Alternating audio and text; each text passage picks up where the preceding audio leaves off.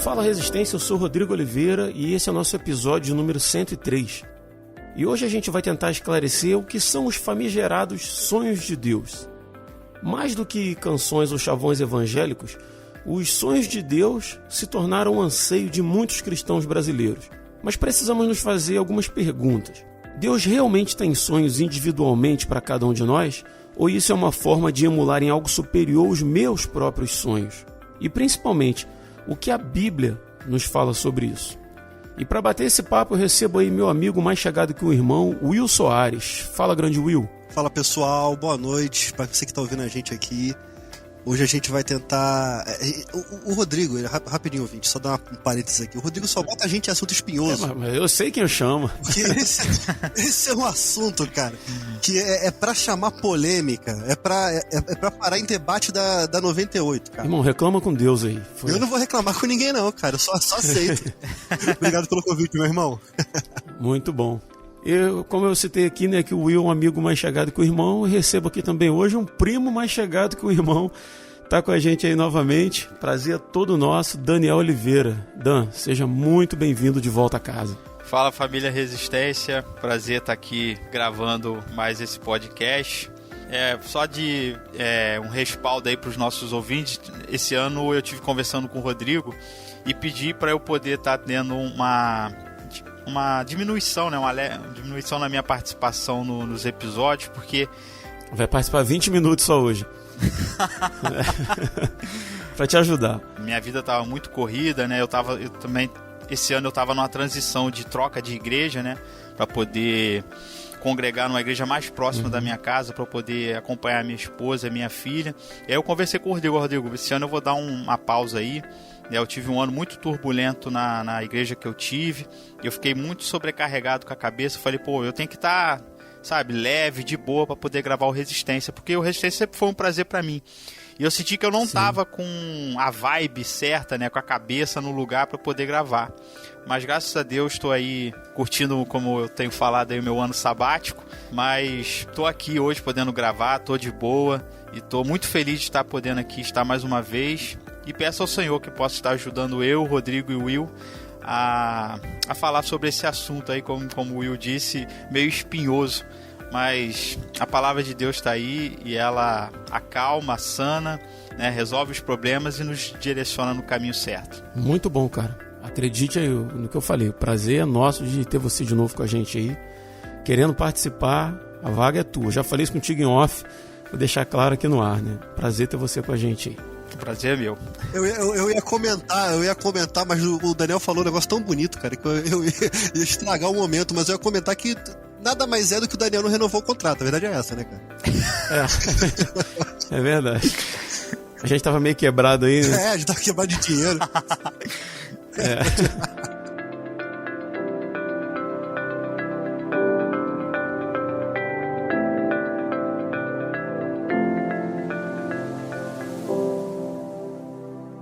Então, galera, nesse primeiro bloco aí, pra gente entender o tema, pelo menos assim, na nossa realidade, é muito comum, né, a gente ouvir no meio cristão pessoas falando ou mesmo cantando sobre os tais sonhos de Deus. Né? Eu acho que isso aí é ponto pacífico aí para nós três. Eu vou até dar um exemplo aqui.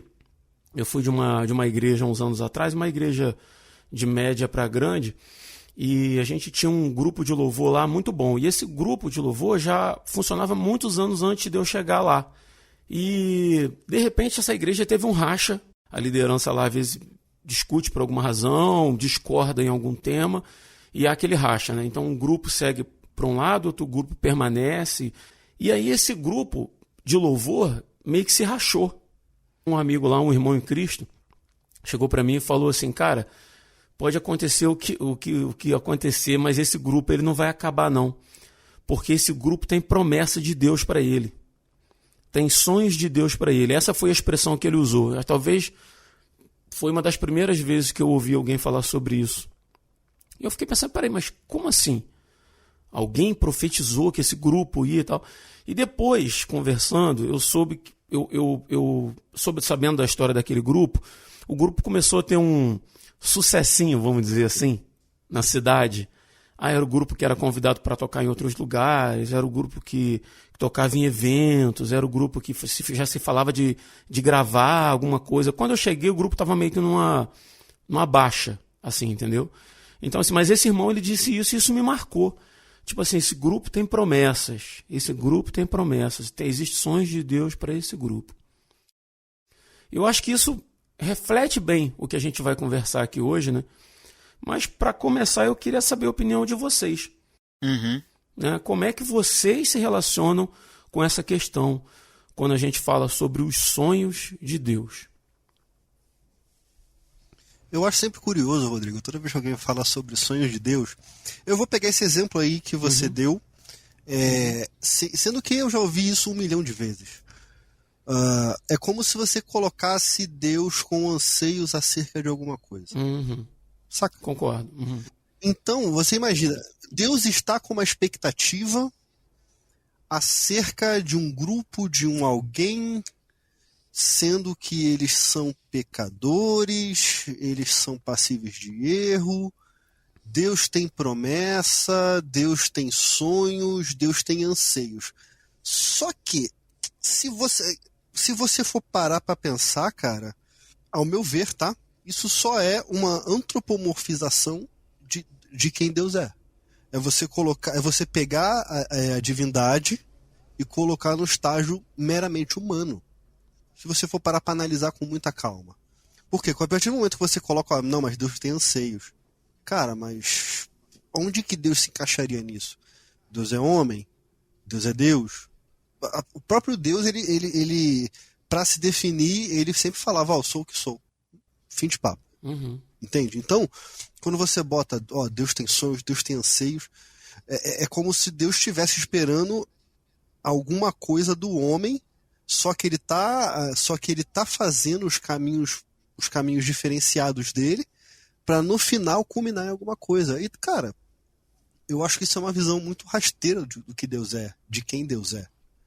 Porque quando você bota Deus nesse pacote de não, Deus tem sonhos para essa... Cara, o que é o sonho? É Deus ter um plano? Deus ter um projeto de vida para aquela pessoa? Cara, Deus também tinha para Jeremias, cara. Jeremias morreu de pneumonia na prisão, e aí?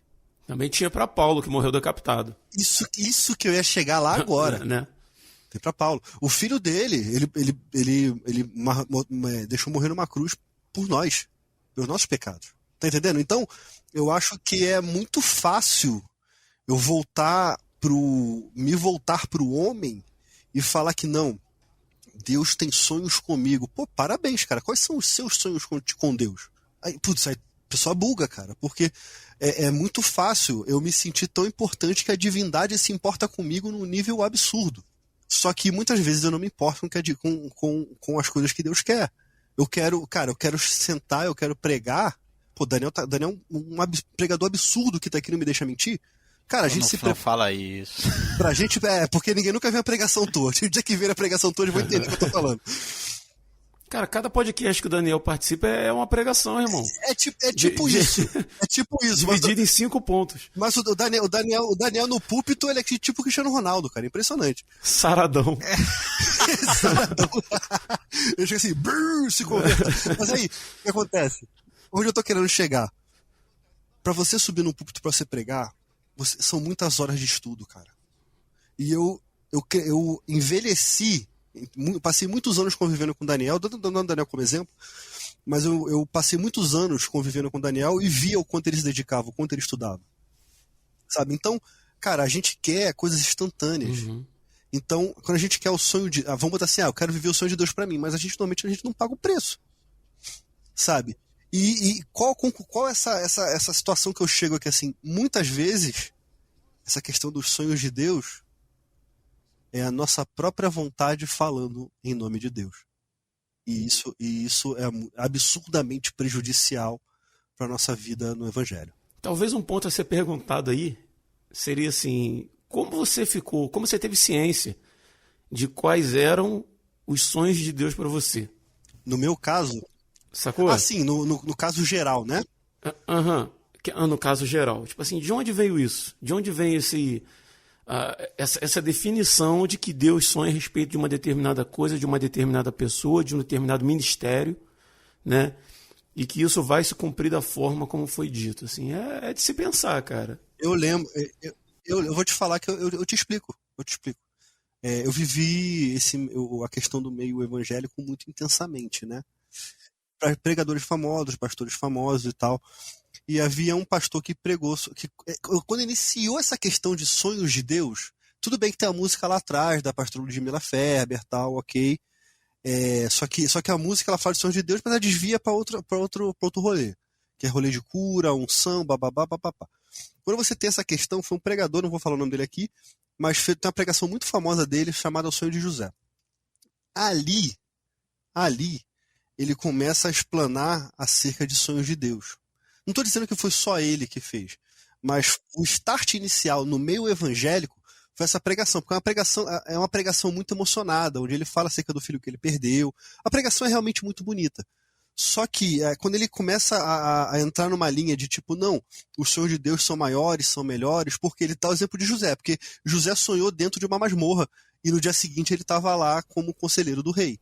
É basicamente isso. Então, se você for olhar desse jeito e fizer um esforço teológico gigantesco, você vai dizer que Deus deu aquele sonho de José porque ele sonhava com José sendo aquele cara, saca? Então você tem essa forçação de barra. A partir daí, que se eu não me engano é 2006, 2007, você tem essa mudança e essa questão do sonho de Deus, Deus sonha. Então, isso se enraizou na cultura evangélica, porque é um discurso, vamos cá entre nós, é um discurso confortável, vai. É um discurso confortável. Pô, cara, calma aí, Deus tem um sonho pra mim. Caramba, cara, que maravilhoso, sabe? Que fantástico. É como se a cruz não fosse suficiente, saca? Como se uma plenitude nessa terra fosse melhor, eu preciso de uma plenitude nessa terra além da cruz, saca? Então, só para não entrar em outros assuntos, mas eu acredito muito nisso, que quando se fala hoje em dia de questão de sonhos de Deus, é só uma antropomorfização de Deus. É como se Deus tivesse anseios e a Confissão de Fé de Westminster já nos ensinou que não é por aí. Né? Uhum. Você estava falando aí de que virou quase que um jargão, ou um clichê, vamos dizer assim, né? E isso linka bem com a gente gravou um programa sobre isso, né? O RP 88. Exatamente. Do ano passado, né, 2022, a gente falou sobre a teologia dos clichês, né? Então, talvez isso aí... Eu não lembro se a gente falou isso lá, mas cairia bem, né? Mas e você, Daniel? Como é que você se relaciona com essa questão dos sonhos de Deus? O que você pensa aí a respeito disso? Quando a gente fala dos nossos sonhos, né, o que a gente tem em mente? Eu tenho um sonho, logo eu tenho um projeto, eu tenho uma meta, eu tenho algo que eu quero alcançar, eu tenho algo que eu quero conquistar, e para chegar lá eu tenho que seguir um caminho, seguir um cronograma, e aí, seguindo esse cronograma, eu vou alcançar minha meta, vou concretizar o meu sonho, vou alcançar o meu objetivo. Como o Will falou, o pensamento hoje cristão, a referência de sonho, as pessoas colocam os seus sonhos, os seus desejos e as suas metas pessoais como se exatamente os nossos sonhos, os nossos projetos e as nossas metas fossem os sonhos e projetos e metas que Deus planejou pra gente. Só que, quando você estuda a Bíblia, né, quando você lê tanto o Antigo Testamento e o Novo Testamento, você vai perceber sim que existe um curso, existe um projeto de Deus que está em curso. Mas que projeto é esse? A grande questão é essa. Aonde entra o sonho de Deus como projeto dele, aquilo que ele planejou para a humanidade, aquilo que ele planejou para a minha vida no conceito geral e não no conceito individual de conquista pessoal minha, do Daniel, e o que é conquista pessoal pro Will. Às vezes tem coisas que o Will quer conquistar que pra mim não faz diferença nenhuma, porque é uma coisa que o Will quer. E tem coisas que eu quero conquistar que são desejos meus e anseios meus, e a mesma coisa o Rodrigo. Cada um aqui tem uma área que curte, uma coisa que gostaria de se desenvolver, um projeto, uma habilidade que gostaria de ganhar, ou desenvolver a habilidade que tem, etc, etc, ou alguma coisa que gostaria de conquistar, uma viagem viagem que gostaria de fazer, mas só que tudo isso são projetos pessoais. Nós temos que voltar para a Escritura, para a Palavra de Deus e pensar, Deus tem algum projeto para nós? Deus tem algum plano? Porque Deus não fez a humanidade à toa. Ele não nos colocou nesse planeta sem nenhum objetivo. E aí que entra o problema, é que quando nós colocamos os nossos sonhos, os nossos projetos pessoais contra o projeto de Deus, quando nós entendemos que talvez os nossos sonhos, os nossos projetos podem estar incluídos no projeto de Deus, beleza. Mas uma coisa é quando os nossos sonhos e projetos ou conquistas pessoais vão ir de contra, e aí não vão ser a favor, mas vão ser um empecilho para que aquilo que Deus quer realizar na nossa vida. Olha isso, sério isso, hein? A gente estuda lá no livro de Gênesis, capítulo 1, no verso 26, que Deus disse assim: façamos o homem à nossa imagem, conforme a nossa semelhança. E aí ele vai dar aquela lista de demandas, né, que o homem deveria ter domínio sobre, que o homem deveria exercer domínio sobre a criação. Mas eu quero pegar só essa primeira parte do versículo 26, quando Deus diz que ele faz o homem para ser a sua imagem e para ser conforme a sua semelhança. O homem foi criado com propósito. O homem foi criado com objetivo. O homem foi criado para ser um espelho, para ser um reflexo de Deus na criação. O homem foi criado para ser um reflexo das virtudes e valores que o próprio Deus tem nele mesmo. O homem foi criado para exercer autoridade sobre a criação, exercendo todo o amor, toda a misericórdia, toda a sabedoria, toda a bondade que o próprio Deus tem. Então a gente vê já ali no livro de Gênesis que Deus cria o homem com um propósito. Deus também tem um projeto.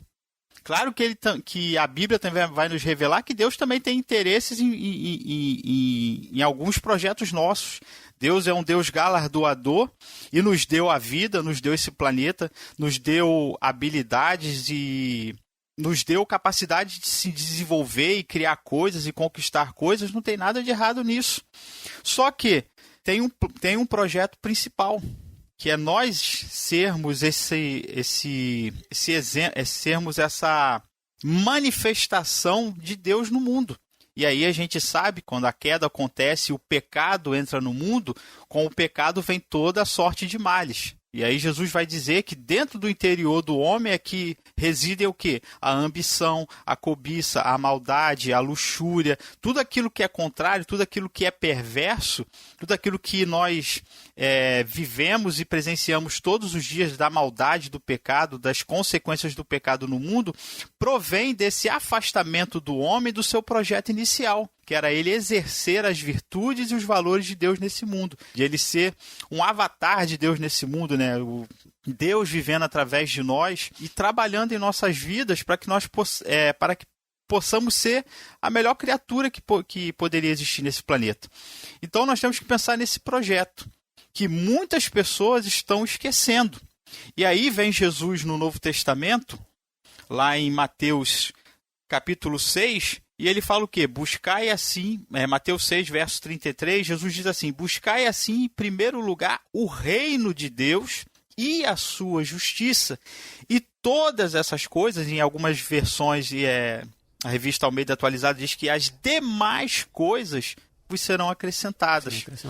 Quer dizer, o que Jesus está priorizando aqui? Gente, vocês têm que buscar o reino. E o que é o reino de Deus, senão a reconciliação do homem com o próprio Deus, se é, de novo, a conformatação do homem para o seu projeto inicial. E a gente vai ver que no Sermão do Monte, Jesus dá vários ensinamentos, ele fala sobre várias virtudes, ele fala sobre vários valores, ele fala sobre vários posicionamentos que nós não queremos tomar. Ele fala sobre perdão, sobre dar a outra face, de andar uma milha, de dar a tua capa para o teu inimigo, de andar uma milha com o teu inimigo, sobre perdoar, sobre reconciliação. Que vai de encontro com a nossa natureza, né? Isso, a nossa carne não quer isso. Com a natureza humana. Mas Jesus está nos dizendo, vocês foram criados para viver dessa forma.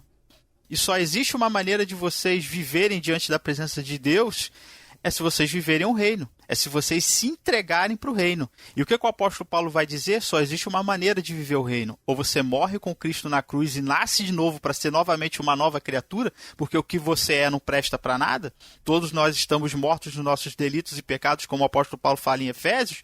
Nós precisamos renascer de novo e ser moldado à imagem de quem? A imagem de Cristo. Porque Cristo amava, Cristo perdoava, Cristo orava pelos seus inimigos, Cristo dava a outra face, Cristo curava, Cristo era uma bênção. Enquanto ele esteve no mundo, todo mundo queria agarrar, todo mundo queria estar em torno dele. Por quê? Porque ele era tudo de bom. Porque ele era a manifestação daquilo que Adão não foi. Ele foi conforme a semelhança de Deus nesse mundo. Então, existe esse projeto, mas só que esse projeto não ficou ali a só Cristo. Não, Cristo está chamando o mundo todo para ser conforme ele foi. E esse é o projeto inicial que todo mundo esquece. E aí, muitos esquecem que os demais sonhos, que os demais projetos que nós temos, e aí que a gente vai falar depois aí no segundo ponto, também vão estar interligados com essa percepção do projeto de Deus. Meus sonhos, meus objetivos só vão fazer sentido, ou só vão ser benéficos, só vão ser realmente importantes se o primeiro projeto, que é o projeto de Deus para a humanidade, for realizado nas nossas vidas, que é nós sermos a imagem e a semelhança de Deus, que é Cristo viver através de nós. Muito bom. Ô Will, eu conheço gente, cara, cristãos, que colocavam projetos pessoais de trabalhar para o reino em uma determinada área.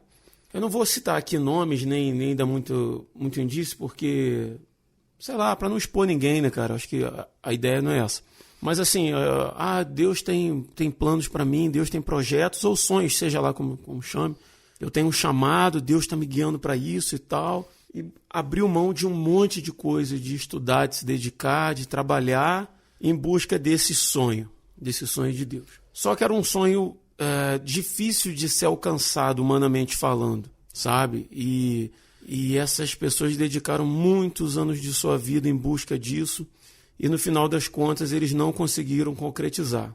Dependia de que outras pessoas dessem o suporte, o financiamento. Não dependia só deles, certo? E aquilo não se concretizou. E como consequência, eles meio que abandonaram a comunhão da igreja, deixaram de trabalhar na igreja local e foram viver uma vida longe dessa comunhão. Então, assim, cara, o ponto que eu queria trazer para você e para a gente pensar um pouquinho é por que esses tais sonhos de Deus, eles normalmente estão ligados a conquistas pessoais e nunca, por exemplo, em sermos humilhados para que o nome de Cristo seja glorificado.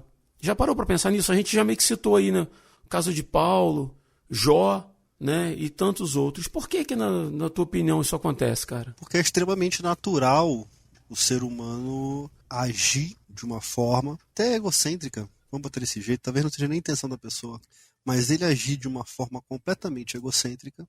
Vou te cortar, você diz que talvez não seja culpa da pessoa. Você quer dizer no sentido assim, de que a pessoa ela acreditou que o desejo do coração dela foi Deus que colocou ali e que aquilo vai se cumprir porque foi Deus que colocou ali. Seria mais ou menos isso? É mais ou menos isso. É mais ou menos isso. Só que a gente não pode esquecer que o coração do homem é enganoso, né? E hoje a gente está ouvindo uma onda de mensagens. Bem lembrado. De mensagens com relação ao coração. Entendeu? De seguir coração, Deus falar ao coração. Deus fala ao coração do homem, isso é fato. Mas o coração, ele não está no meio do peito, ele está em cima do pescoço. A gente não pode esquecer isso. Sabe? A gente não pode esquecer isso. O coração do homem é o cérebro. E a gente fica tentando achar que Deus falar ao coração é mexer com as emoções. E não é por aí, cara. Não é por aí. Cara, existem... Eu vi muito disso. Tem um grande amigo meu, não vou citar o nome dele aqui, mas ele é uma pessoa muito especial pra mim. Ele tá na gravação hoje ou não? Não, sem falar o nome. Não. Cara, ele tava um tempão sumido das gravações? Não. Tô falando do Daniel, não. O que acontece? Ele foi uma vida dedicada à música. E, cara, chegou um momento da vida que ele resolveu estudar, cara. Estudar TI, estudar programação e foi embora pro sul do Brasil. E a última vez que eu falei com ele, ele não tocava o instrumento já tinha muito tempo. E graças a Deus, Deus teve misericórdia e ele se recolocou no mercado. E, cara, tinha aquele dom maravilhoso dele, cara. E eu fico pensando, se ele ficasse preso naquela mentalidade de não, calma aí, Deus vai me exaltar, Deus vai fazer, Deus vai acontecer. Cara, tem muita gente, cara, que tem sonhos e por algum motivo Deus não realiza, cara. E a gente não pode esquecer isso. Se a gente for parar pra pensar, a gente mesmo, o próprio ouvinte, se você olhar pra trás, quantas coisas o seu coração já desejou e Deus não te deu. E muitas vezes esses sonhos, Will, tem relação com a expansão do reino de Deus. Exato. Por exemplo, vou te interromper rapidinho. Por exemplo, Tranquilo. eu falo assim, cara, eu quero ser, sei lá, pastor evangelista, quero ser um pregador. Eu vou viver pelas ruas pregando. Ah, porque eu quero expandir o nome do evangelho. Mas talvez Deus não me queira naquela área ali. Entendeu? E não abençoe aquilo, e não me dê os meios. Cara, Entende? cara, é tipo... Você quer ver um exemplo? Eu posso ser até um pouco cruel no que eu vou falar, cara. Mas existe uma tribo, que é a tribo mais isolada do mundo, que eles moram numa ilha, e um cara, ele... Não vou falar cismou, né? Mas... ele tomou a decisão de lá evangelizar aquelas pessoas baseado numa direção que Deus tinha dado pra ele. Cara, ele morreu antes de chegar na praia. Tomou flechada, né? Tomou flechada, morreu ali mesmo, pegaram o bote, levaram pra lá e fizeram churrasco. É isso. Quem que errou? Deus errou? Deus não erra, cara, desculpa. Mas quem errou? Foi o cara que ter ido lá? Na minha opinião, foi. As pessoas querem se colocar como ouvidos de Deus na Terra, sendo que muitas vezes, cara, não conseguem enxergar sinais óbvios. É isso que incomoda. As pessoas querem ser ouvidos de Deus na Terra, cara, só que não estão preparadas nem para ouvir o irmão, às vezes, cara. Sabe? Não estão preparadas para ouvir uma voz de razão. Quantas pessoas não devem ter chegado para esse cara e falar assim, cara, não vai, cara. É a tribo mais fechada do mundo. Não, Deus tá comigo, não sei o que, papapá. Cara, e aí? Foi-se. Acabou. Como é que faz agora?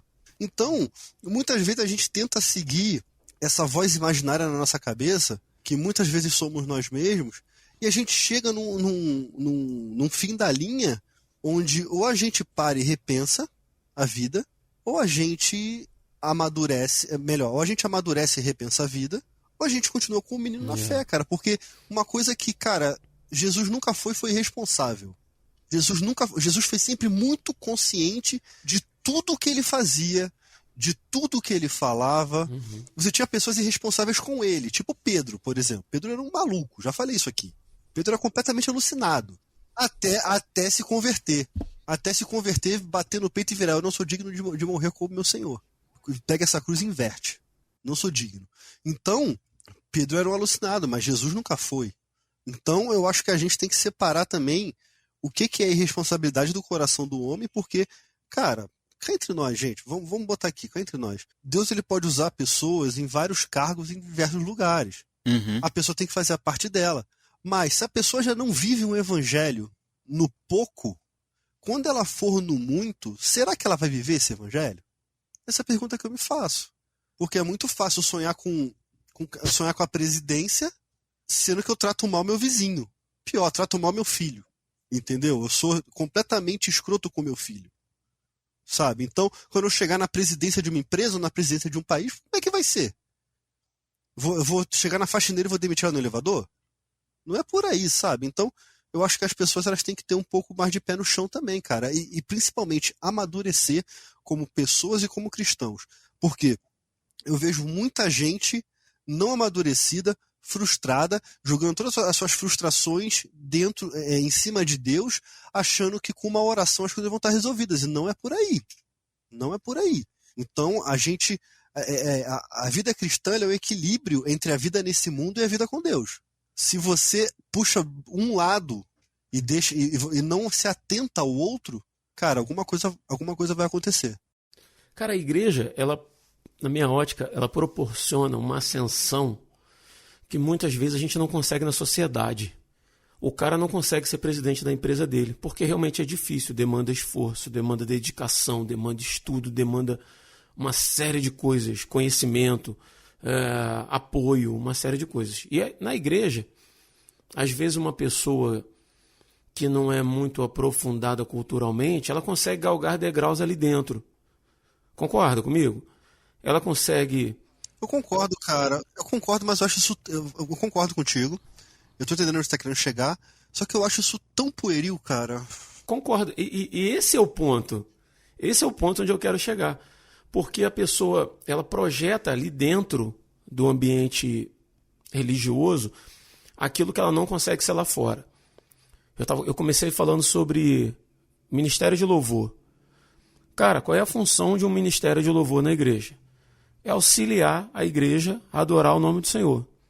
Ministério de Louvor, e eu lidero o Ministério de Louvor da minha igreja. A nossa função ali não é tocar para a igreja assistir. Não é para eu fazer o showzinho que eu não tenho capacidade de fazer no mundo secular. Não é para eu gravar CD e ganhar dinheiro com os fundos da igreja, que são dinheiro de dízimo e oferta, porque eu não tenho capacidade para fazer isso lá fora. Entende? E muita gente projeta ali dentro. Então, assim, eu penso que essa é uma faceta dessa questão de sonhos de Deus. Eu quero ser um grande orador, mas eu não consigo fazer isso lá fora, então vou fazer aqui. É sonho de Deus para a minha vida. Eu não consigo ser um cantor, não consigo cantar, sei lá no Faustão, mas aqui na igreja eu consigo. Então, é sonho de Deus para a minha vida. Eu acho que a linha é muito tênue, sabe? É muito perigoso. Mas fala. Eu concordo contigo, cara. É a mesma questão dos pastores miojo, né? O cara faz 6 meses de um curso teológico, nem teologia, não é nem faculdade teológica, seminário, não é nada. Uhum. O cara faz 6 meses de um curso teológico comprado no Udemy e o cara é pastor, irmão. Uhum. Entendeu? Eu chamo isso de pastor miojo. Mas ser pregador do evangelho lá fora, sem igreja para pastorear, sem gente para pastorear, sem salário, muitas vezes não quer. Entende? Não quer. Volta ao que eu falei, cara. Não quer viver da fé. A gente tem o exemplo aqui do pastor Jader, que é um cara que vive da fé, cara. Já teve aqui nesse podcast algumas vezes, e o cara vive completamente da fé. Eu já encontrei ele aqui em Belo Horizonte, troquei uma ideia com ele, abracei, até te mandei foto. Ah, é? Não sabia. Mandei foto, Rodrigo. Ah, foi. Desculpa minha memória. Verdade. Eu mandei foto. Verdade. Cara, ele é aquilo ali. É aquilo que a gente conversou com ele. Pessoalmente, ele é aquilo ali, cara, aquela simplicidade toda. E eu me lembro da pergunta que eu fiz pra ele, pastor, e a angústia do mês? Ele falou assim, Will, Deus nunca deixou faltar. Cara, ponto, fim de papo, fim de conversa. Agora, a gente, muitas vezes, e eu me incluo nisso também, porque a gente quer a glória de chegar lá, mas a gente não quer pagar o preço. Eu quero um diploma de mestrado, mas não quero fazer um mestrado. Eu quero, eu quero chegar, ganhar mais, mas eu não quero me especializar. Sabe? É assim que, infelizmente, é assim que o ser humano é. Só que a gente tá vendo gerações aí de... Cara, tem um negócio que me deixa muito preocupado, é quando você vê pregadores mirins, pregadores muito jovens. Entendeu? E pessoas fazendo analogias malucas. Já sabe de que eu tô falando, né? Sei. Não sei o nome dela não, mas sei que... Pessoa fazendo analogia maluca, que faz um cruzamento, cara... Cara, isso aí se chama livre associação. Você tá vendo esse copo d'água aqui? Esse copo d'água aqui, ele tá cheio de água. Sabe por quê? Porque Deus é a água que você precisa, que não sei... Cara, são associações bizonhas, assim, que não tem base teológica nenhuma, cara. E as pessoas aplaudem como se fosse a revelação do dia de Deus, porque, nossa, que maravilhoso. Mas as pessoas aplaudem e as pessoas dão púlpito, dão palco, dão ideia... porque elas simplesmente carecem de conhecimento. E isso eu até consigo entender. Sabe? Isso eu até consigo entender. Mas agora, uma pessoa que quer ascender em cima da ignorância dos outros, cara, isso, desculpa, eu não consigo.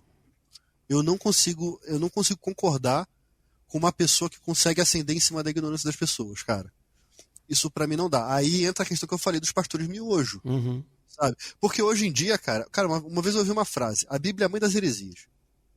Se você quiser pegar um versículo descontextualizado e fazer uma doutrina, você faz, cara. Facinho, né? Você faz fácil. Se você quiser pegar e defender um ponto racista, xenofóbico, homofóbico, nazista, cara, você vai pegar um trecho isolado da Bíblia e você vai botar. Tanto que você tinha pregadores protestantes que eram antissemitas. E isso não é dogma nenhum, todo mundo sabe disso. Todo mundo sabe disso. Você tinha antissemitismo naquela época quando surgiu o protestantismo ali, cara. Você tem vestígios disso. Então, cara, quando você tem essas pessoas assim, que não têm preparação nenhuma, que querem chegar lá e dão um argumento de sonho de Deus para viver em cima da ignorância das pessoas, cara, aí eu fico mais chocado ainda, cara, sinceramente. Eu quero trazer um ponto aqui que a gente tá falando sobre sonhos, né? E eu acho que o grande quê da questão que acho que vai iluminar a cabeça dos ouvintes aqui, é o próprio José. Porque, como foi citado, José é o cara mais citado para ser usado de exemplo sobre sonho. Só que as pessoas interpretam mal e se apropriam do sonho de José e aplicam erroneamente que, assim como José tinha um sonho, Deus vai realizar um plano ou o meu sonho pessoal da mesma maneira que ele realizou o sonho de José. Como fazem a torta e a direita com o personagem do Velho Testamento, né? Isso, como fazem com o personagem do Velho Testamento. A questão é que o sonho foi dado a José, o sonho não era de José. Né? Deus deu essa visão para José, ele teve um sonho e e esse sonho ele tinha um caráter profético. Deus estava revelando o futuro do que ele ia fazer com José. Uhum. Mas qual é a questão ali? Deus deu o projeto de Deus era meramente a elevação e status social de José? Porque ele ia ser maior do que os seus irmãos? Esse era o projeto de Deus? Negativo. As pessoas nunca leram a história de José e nunca entenderam que Deus está realizando a redenção. José faz parte de que família? Ele faz parte da família patriarcal de Jacó. Ele e os seus irmãos são os pais das 12 tribos. Eles vão dar origem ao povo de Israel. E por que Deus separou Israel no mundo? Por que Deus levantou Israel como uma nação, como um povo grande? Para que Jesus viesse através deles, para que o Messias viesse. Quando a gente pega o sonho de José, a gente vai ver que toda a história de José que vai culminar com ele sendo governador do Egito é para a própria salvação da sua família e para a perpetuação do plano de Deus. E qual é o plano de Deus? A salvação do ser humano através de Cristo Jesus. E aí as pessoas leem a história de José e interpretam ela meramente como uma realização de um sonho pessoal, quando na verdade Deus estava usando José e a sua família para perpetuar o plano inicial de Deus de salvação para o mundo, para que Cristo viesse nascer através do povo de Israel. Porque se José não está ali no Egito para orientar Faraó, para que ele se preparasse para a fome, o que ia acontecer? O Egito ia ter fartura, ia gastar tudo que tinha e todo mundo ia morrer de fome, inclusive Jacó e os irmãos de José e o próprio José. Então a gente vê essa história e não consegue perceber o plano de Deus principal acontecendo numa história familiar. Sim. Existe um plano maior. E aí a gente deve pensar, porque Deus fez, ele deve?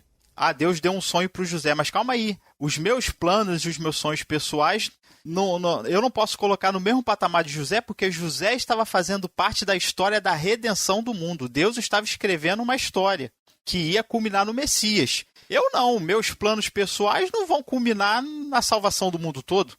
Eu ter o que comer na minha casa não vai salvar alguém, a não ser que Deus queira que uma bênção minha vá salvar a vida de uma pessoa. Mas o problema é que as pessoas se apropriam da história, do personagem e colocam como se fosse a mesma coisa. E Deus não Deus não vai usar a minha vida, a sua vida para a história da redenção, até porque ele já concretizou ela com a vinda de Cristo. E agora só faltam os capítulos finais até o retorno de Cristo. Ele vai usar a igreja para perpetuar a pregação do Evangelho. E que muitas pessoas também não... Toda vez que as pessoas leem a história de José, elas também não... Elas não percebem que José ele é um tipo de Cristo. Por quê? Porque ele era pastor de ovelhas, né? O John MacArthur ele fez uma listinha aqui dos paralelos de José com Cristo. Ele era pastor de ovelhas como Jesus foi espiritualmente, José foi literalmente. Seu pai o amava muito como Deus amava Cristo. Ele foi odiado por seus irmãos, como Cristo foi odiado pelos seus compatriotas e até pela sua própria família, os seus irmãos que não entendiam o seu chamado. Ele foi enviado pelo pai aos irmãos. As suas roupas foram tiradas dele. Eles tramaram para prejudicar. Ele foi levado para o Egito, como Jesus foi levado para o Egito quando era criança. Ele foi vendido pelo preço de um escravo. Ele foi tentado. Ele foi acusado falsamente. Ele foi acorrentado. Ele foi preso com 2 bandidos. Ele foi exaltado após o sofrimento. E ambos tinham 30 anos quando foram publicamente reconhecidos. Ambos choraram pelos seus dilemas e também pela sua família, quando José encontrou seus irmãos. Perdoaram aqueles que pecaram contra eles, salvaram a sua nação e Deus transformou em bem aquilo que os homens fizeram para prejudicá-los. Então, eu pergunto para os ouvintes quantos que, quando leram a história de José, conseguiram identificar essas características de Cristo em José. Que Deus estava tipo assim, não que José fosse Cristo, mas ele é uma pré-figura do que Cristo viria a ser para todos nós. Alguém que foi separado por Deus, que realizou o plano de Deus na sua vida e salvou os seus irmãos, assim como Cristo nos salvou. E aí a gente começa a pegar coisas particulares, né, desses personagens bíblicos que Deus está levantando com um propósito e trazendo para o particular. Né? Deus pode realizar os nossos sonhos? Pode. Mas só porque José teve um sonho que foi profético e que Deus deu para ele, e eu tenho um sonho, Deus está agora me devendo, Deus agora é obrigado a realizar o meu sonho? Não. Porque o sonho de José tinha um propósito específico. E meus sonhos, os meus desejos pessoais, se for algo que Deus me deu, que essa é a grande diferença. José não teve o sonho, ele recebeu esse sonho. Depois ele compreendeu lá na frente que era o que Deus estava querendo realizar na vida dele. Visualmente era só, você vai se dar bem, você vai reinar sobre seus irmãos. Ele passou por todo um processo até chegar lá. E aí as pessoas não conseguem perceber e vão pegando os personagens bíblicos e abraçando as suas histórias e se apropriando como se Deus fosse obrigado a realizar cada ponto, cada linha, assim como fez com Abraão, assim como fez com José, assim como fez com Jacó, assim como fez com Ana, Daniel, que foi livrado da cova dos leões. Eu sou Daniel, então Deus tem que me livrar de todos os problemas da minha vida. Se eu for fiel igual a Daniel, Deus vai me livrar? Só porque eu tenho esse nome? Então as coisas não funcionam dessa forma. As pessoas têm que compreender como Deus trabalha e como Deus tinha um plano no Antigo Testamento e como esse plano se realizou na vida desses personagens. E eu não vou me apropriar. É claro que eu posso crer. Tipo, o caso de Sara. Uma mulher que é estéril, ela pode orar para Deus com fé, pedindo para que ela tenha filhos? Ela pode. Mas Deus está obrigado a responder a oração dela positivamente porque Sara gerou um filho quando ela era idosa e estéril? Não. Vai ser de acordo com o propósito de Deus. Porque Deus tinha um propósito com Sara. O nascimento de Isaac é um milagre porque Isaac é uma simbologia do filho prometido, do poder de Deus, do poder de salvação. Você vai ver lá no próprio livro de Romanos, o apóstolo Paulo usar toda essa experiência de Abraão e Sara e usar como referência a nossa fé em Cristo. Né? Nós estávamos mortos espiritualmente, assim como o ventre de Sara era morto e não podia gerar filhos. E Deus fez um milagre, ela gerou um filho. Então Deus pega pessoas mortas e ressuscita através do poder do Filho de Jesus. Paulo faz essa analogia lá no Novo Testamento, sobre a fé, sobre crer. Né? Então a gente não pode criar uma regra objetiva. Tem que funcionar para mim porque funcionou para fulano e porque funcionou para o ciclano. Os projetos e os objetivos que Deus tinha com Sara, que Deus tinha com José, que Deus tinha com Ana, né? A oração de Ana, que é tão famosa, as pessoas pregam, mas calma aí. Ana foi filha, Ana gerou o Samuel que ungiu o rei Davi. Quer dizer, o nascimento de Samuel não foi qualquer nascimento. Não foi só para satisfazer Claro que satisfez o desejo de Ana, mas também cumpriu o desejo profético que Deus tinha de levantar um sacerdote ungido que foi ungir Davi, que também era uma pré-figura do próprio Cristo. Então, esse é o problema interpretativo que muitas pessoas têm e começam a se apropriar dos personagens bíblicos, começam a abraçar promessas que diz respeito ao projeto de Deus e não a sonhos e coisas pessoais.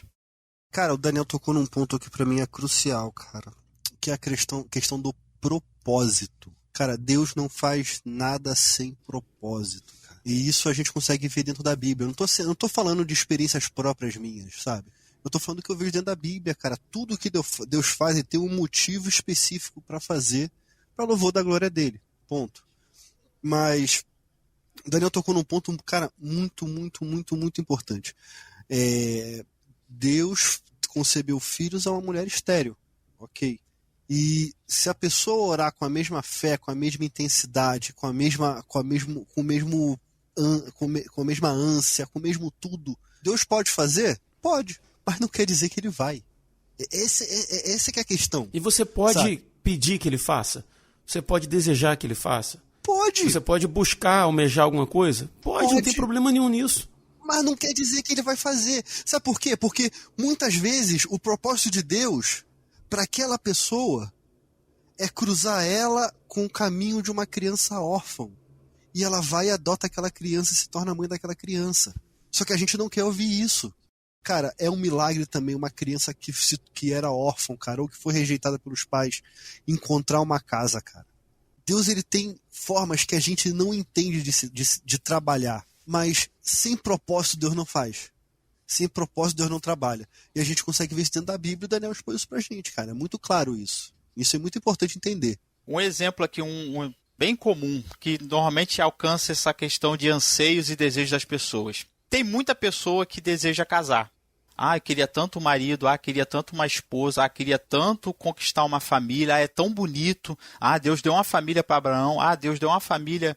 Mal sabe a furada que é.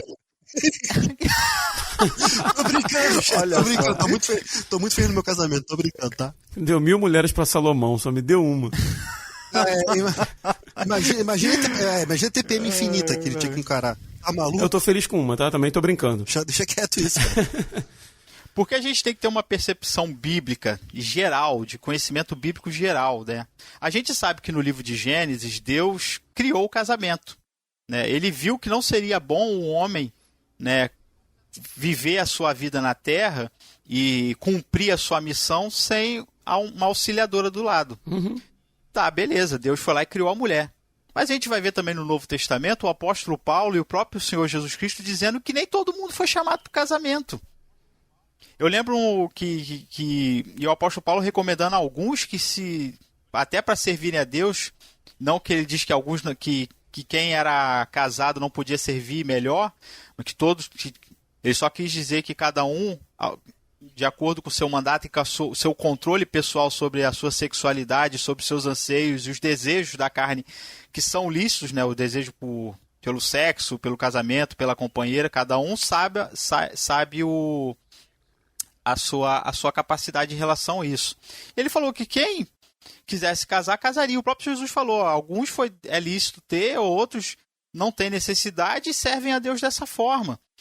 E a gente vê ali, às vezes, em Provérbios, quando Salomão diz que heranças, bens, o pai e a mãe podem dar para os seus filhos, mas uma esposa, não sei o que, vem do Senhor. Aí fica o varão lá pensando, então Deus tem uma mulher embrulhada em algum lugar e um dia eu vou achar a fitinha dela e desembrulhar essa mulher que foi feita por Deus para mim. Tá, mas você vai ver no Novo Testamento o apóstolo Paulo ensinando o que sobre casamento? Quais são as virtudes da mulher? Quais são as virtudes que o homem cristão deve ter? Maridos, sejam como Cristo. Amem as suas esposas, se dediquem a elas, até de dar a vida por elas. Mulheres, sejam submissas a seus maridos, não sejam brigonas, respondonas, sejam cordatas, etc, etc, etc. O apóstolo Paulo ele vai ensinar um bando de virtudes e valores que cristãos, homens, devem ter, homens que estão buscando o casamento. Se você quer ser um marido, você tem que buscar ser igual a Cristo. Se você está buscando ser uma esposa, você tem que buscar ser igual à igreja. Essa é a analogia que o apóstolo Paulo faz. Sim. E aí, você que quer tanto casar, vai ficar esperando descer do céu a mulher vestida no embrulho, ou você vai procurar dentro da sua igreja, do corpo de irmãos, aquela irmã que tem as virtudes que o apóstolo Paulo ensinou, que são as virtudes do evangelho que o próprio Cristo determinou para a igreja? Tá entendendo? A pessoa quer, como o Will falou, ele quer o extraordinário. Ele quer que um dia ele esteja sentado no banco, uma luz branca caia do céu e ilumine a irmã e Deus diga, ela, a sua amada, a perfeita. Não, vai conhecer, vai ver como é que ela vive, como ela se comporta, vai buscar a sua esposa, porque ela está lá. Se ela faz parte do corpo de Cristo, a tua ovelhinha está lá. Se ela teme a Deus, segue os valores de Deus, você não consegue enxergar os valores e as virtudes de Deus. Então a pessoa romantiza o que Salomão está escrevendo lá, que Deus é que dá uma boa esposa. Mas como é que Deus dá uma boa esposa? Através da conversão, da regeneração e dos dons do Espírito que moldam a vida da pessoa e ela tem o caráter e as virtudes que Deus quer que uma mulher tenha e os caráteres e as virtudes que um homem quer. Então procura aí na tua igreja. As virtudes e os valores estão ali. A gente começa a romantizar demais, sendo que a gente não vive o evangelho que é pé no chão. Cara, tendo em vista que, como acho que foi o Will que falou, né, que o desejo do nosso coração, ele é enganoso, né, como diz a Bíblia, né? Então, assim, a gente já falou que é muito fácil a gente confundir o desejo do nosso próprio coração como sonho de Deus. Vamos botar sonho aí como vontade, promessa, né, de Deus, anseios de Deus para a nossa vida. Então, cara, biblicamente, na tua opinião, como que a gente deve, então, reconhecer os verdadeiros sonhos de Deus para os cristãos? Cara, eu vou te falar, você não tem como ter um relacionamento com Deus sem oração e leitura da palavra. Cara, o primeiro de tudo é o back to basics. A gente volta para o básico. Qual que é o básico? O básico é leitura da palavra, oração e eu incluo o jejum também. Nesse interim do seu relacionamento com Deus, Deus ele vai te direcionando por caminhos aos quais, não quero ser determinista aqui, mas aos quais você não tem como se desviar. Porque eu, como bom raiz presbiteriana que eu tenho, eu creio que o nosso livre-arbítrio é limitado. E ele é limitado à vontade de Deus. E eu creio que Deus vai nos conduzindo, mas ele não conduz puxando. Ele nos conduz permitindo algumas coisas para direcionar para o caminho que é da vontade dele. Eu creio, cara, 200% nisso. Vou botar até mais do que 200% nisso. Por quê? Porque foi algo que eu vivi. Então, eu acredito que a forma de você entender isso, além de ter um relacionamento com ele, é tornar-se sensível àquilo que Deus fala com você. E muitas vezes ele não vai descer do céu. Os anjos de Deus não vão descer e subir para falar com você. Entendeu? Ele vai te colocar numa situação onde você não tem o que fazer. Você não tem o que fazer. Ou você vai por aquele caminho ali, ou você não vai por caminho nenhum, porque, cara, não tem alternativa, sabe? Então, já tive em diversas situações assim na minha vida, e que eu entendo que hoje, olhando para trás, foi um caminho de Deus para minha vida. Foi um caminho da vontade de Deus para minha vida. Mas você estar sensível, você estar... Eu não quero me botar aqui como o crente definitivo, muito pelo contrário, eu sou pecador, eu sou até pior pecador do que os outros, do que todo mundo. Mas, quando a gente está próximo, quando a gente está sensível, a vontade de Deus ela não dói. Porque a gente quer vamos botar assim, a gente quer que Deus vire pra gente e fale, você vai fazer faculdade de educação física. Aí tu olha e fala assim, meu Deus, é isso que eu tenho que fazer. Cara, não é por aí, cara. Não é por aí. Às vezes você é um cara que se interessa pela área. Às vezes você é um cara que gosta de estudar essa área. Então, o caminho para essa área é comum. Então, é ali que eu creio que é Deus mostrando para você assim, cara, olha só, você tem uma aptidão para isso, eu botei essa aptidão em você. Vai por esse caminho. Vai por esse caminho. É diferente de Deus chegar e falar, eis que te digo que nada te digo, e por aí vai, sabe? Então, eu acho que a gente tem que estar sensível para o que Deus coloca na nossa frente, e também estar sensível para as oportunidades que surgem diante de nós, cara. Porque tem oportunidades, cara, que surgem que a gente deixa passar, e muitas vezes a gente deixa passar porque, vamos botar assim, porque Deus permitiu que a gente passasse. Mas eu não creio que esteja fora da vontade dele. Eu não creio que esteja fora da vontade dele. Então, foi o que eu falei, não querendo ser determinista, mas as ovelhas ouvem o pastor, cara. As ovelhas ouvem o pastor, as ovelhas ouvem a condução do pastor. Então, a gente estar sensível, eu acho que é o mínimo que a gente pode fazer. E essa sensibilidade só vem quando a gente está dedicado em oração e leitura da palavra. Dan, o Will estava tratando agora mais do cristão pessoalmente, né? Eu queria que você falasse um pouquinho sobre a respeito da vontade, promessa, anseios, sonhos de Deus para os cristãos de uma forma geral. O que no teu entendimento, a Bíblia traz para os cristãos como um todo? Porque quando a gente fala individualmente, a gente pode citar esses casos que o Will falou, da adoção, da pregação, de uma série de outras coisas, da faculdade, né? Isso no âmbito pessoal. Mas no âmbito geral, para os cristãos, o que você entende como vontade, promessa de Deus para nós como um todo? Eu vou voltar naquela tecla que eu falei, né? Deus tem um projeto para nós. E às vezes a gente não percebe que tudo que Deus preparou e que está relacionado até com a nossa vida extra, está relacionado com o nosso chamado inicial. A gente às vezes pensa, infelizmente a gente vive essa dicotomia cristã e a gente tem que às vezes perder ela porque ela na verdade não existe. Eu tenho a minha vida cristã e tenho a minha vida secular. Isso não existe.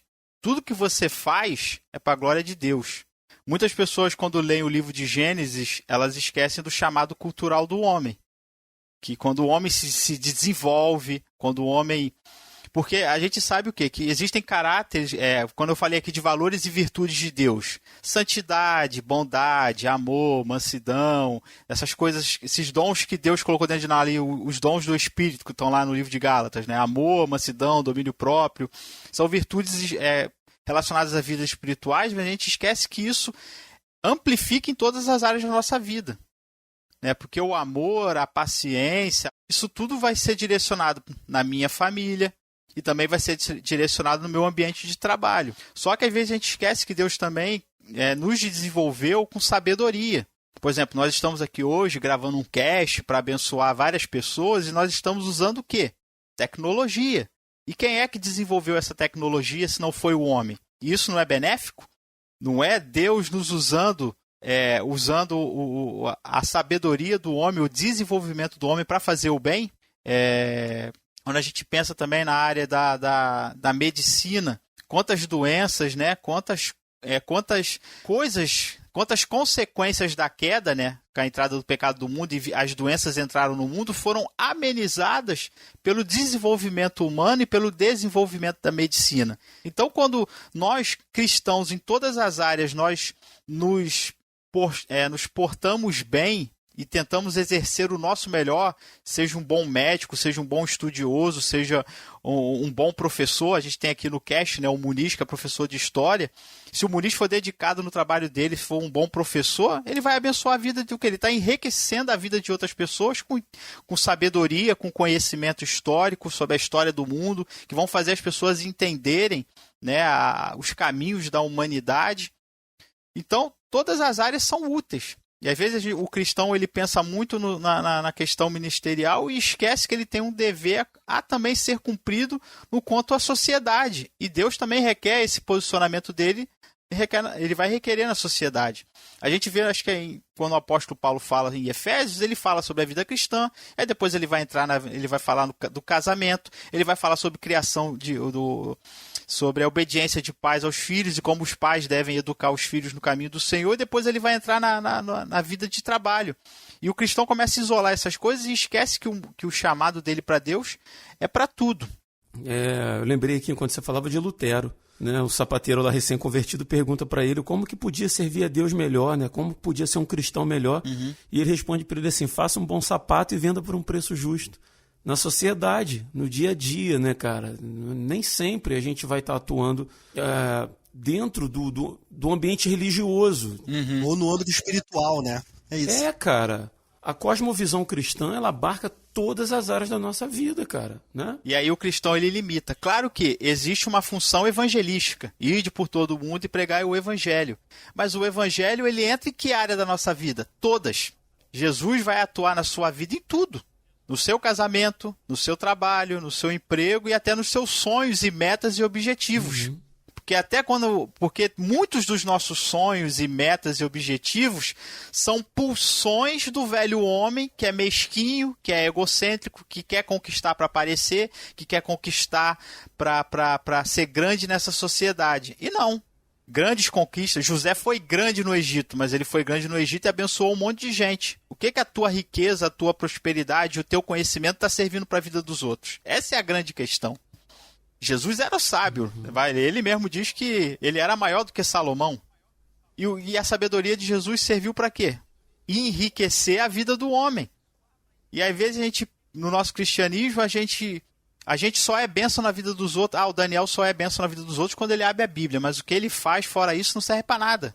E aí? Eu estou sendo um cristão por completo? Não estou. Porque as outras áreas da minha vida dizem tanto respeito ao Evangelho, a Cristo, à obediência, quanto qualquer outra área da minha vida. A gente questiona muito nessa questão do projeto de Deus para a humanidade. E como eu tenho falado aqui, o projeto de Deus para a humanidade é Cristo. A gente vai se moldar à imagem dele. E por consequência de nos aproximarmos de Cristo e sermos, o que isso vai causar na nossa vida? Primeiro, isso vai trazer salvação. Né? Vamos deixar de ser condenados pelo pecado, não vamos ser lançados no inferno. Deus nos salva e nos traz para o seu amor. Segundo, isso vai trazer regeneração, que é a transformação do nosso ser, o novo nascimento. Isso vai culminar em santidade. Eu vou começar a andar nesse mundo da maneira que Deus quer que eu ande. Que é isso que significa santidade. Eu vou ser separado da mentalidade desse mundo, como diz o apóstolo Paulo lá em Romanos 12, né? Transformai o vosso modo de pensar e não vos moldeis a cabeça da galera, da sociedade atual. A cabeça da galera foi ótimo. Renovais o vosso pensamento conforme Deus.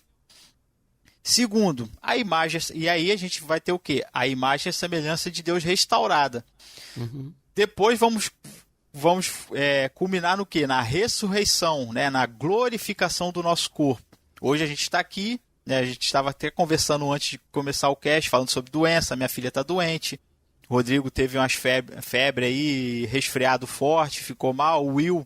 Semana passada a gente teve que atrasar a gravação do cast porque ele estava com a filha dele internada.